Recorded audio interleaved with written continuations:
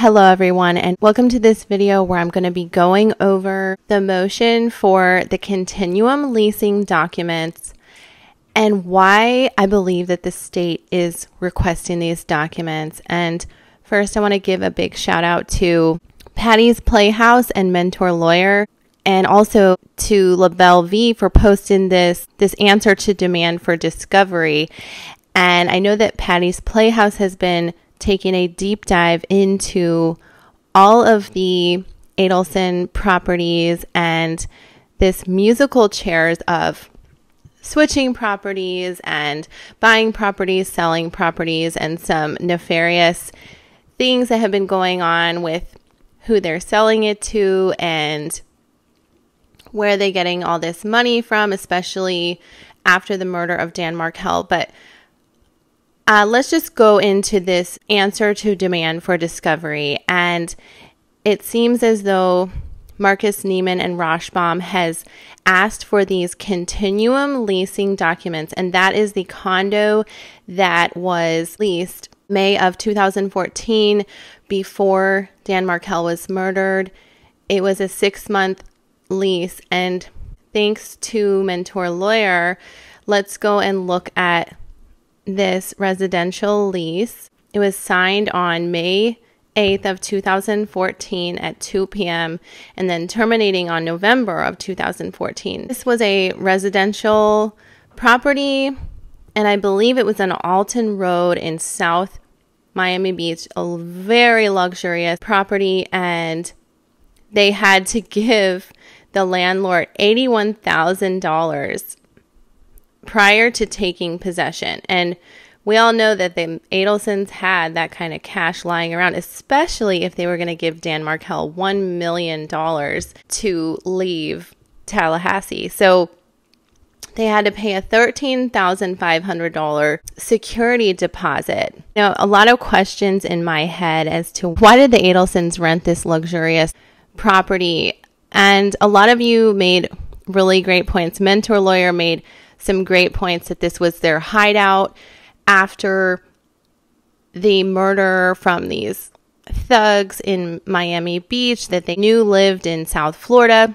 And also there were some really good schools in South Miami Beach that the Markel boys could attend. I also wanted to mention that this would have been a summer rental, and Carl Steinbeck had made a great point that this would have been a way to entice Wendi to Miami with this luxurious condo. And even though several months out of the summer would not be school months, they would get great summer camps and programs for the kids in this neighborhood of Miami. And the Adelsons would have been able to have their other properties and go back and forth to the beach while Harvey worked at the Adelson Institute and could live part-time at his other condos, and maybe Donna slept on the couch sometimes. Who knows what the setup was or the living arrangement, so that Wendi could date and have her bachelorette pad in South Beach. But one thing stuck in my head, that this was a 2-bedroom, 2.5 bath. How could Wendi and her parents live there? And Wendi also said on the Writing Class podcast that she lived with her parents right after the murder. So this would have been the place where she lived. It's very common for these situations. Wendi could have slept on the couch. The boys shared a room. She gave the master bedroom to her parents. But I was talking to some people who followed this case very closely, and they had some input. And first, let me share my key points that I think why this condo was rented at such an exorbitant fee. The first one is there would be no more travel to Tallahassee, no more gas money, no more wasting work days. And that leads me to my next point, not having to close the Adelson Institute. Many dentists make up to about $5,000 a day every day that they keep their dental office open. Harvey and also Charlie were very frustrated of having to close the Adelson Institute when they had to travel to Tallahassee to see the boys, which seemed like was very often. All right, and 3, according to the Writing Class podcast, Wendi said that she lived with her parents for about the first 2 years after Dan was murdered. And it wouldn't shock me if her parents demanded that she gave that $4,000 or $5,000 Social Security payment from Dan Markel to her parents to contribute to this exorbitant condo. Or maybe they just convinced her to have it deposited into their bank account. Nothing would surprise me with this family. And then also, this is kind of a stretch, but there is a grandparent tax break that annually grandparents who have their grandchildren living under their roof would make $3,600 per child in April when they file their taxes. And I know that this is a stretch. While the Adelsons could have believed that they would have received this tax break, any amount of money funneled into their bank account would have been very exciting to them. So I don't think they would have been able to claim the children as dependents living with them, because they also, according to my research and also Patty's Playhouse, had noticed that they were using a address as on the University Drive in Fort Lauderdale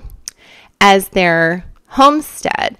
So I noticed that as well. So there were some definite sketchy things going on, but I wanted to also mention that a frequent commenter and viewer of this case, who likes to remain anonymous, had also mentioned that she didn't believe that Harvey and Donna were living at this Continuum condo. She believed that it was way too far. And you can see on the map here that where the Adelson Institute was about an hour drive from the Continuum condo, especially with traffic.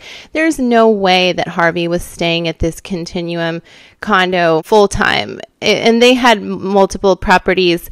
So that led me to believe that this was sort of a bachelorette pad that was purchased for Wendi to kind of entice her suitors like Dave or whoever else would be interested in Wendi having this luxury condo with 2 boys and a ready-made family and parents who are willing to babysit whenever. And I don't exactly know what the situation was for pickup or drop-off, but I highly doubt that they were all in this condo at once. Maybe Wendi would be there during the week with the boys to go to school.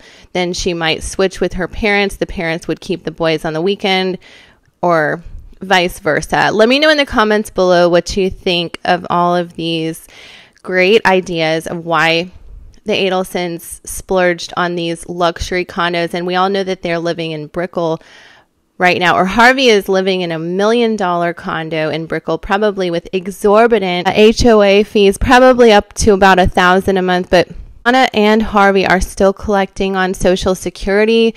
They probably make up to about $45,000 a year on Social Security until the day that they are convicted. But I hope everyone's having a wonderful day. More videos to come. Wendi's Writing Class pod, record it in full and let you all listen for yourselves as to what evidence is in that podcast. I hope everyone's having a wonderful day. Thank you for watching and liking and subscribing.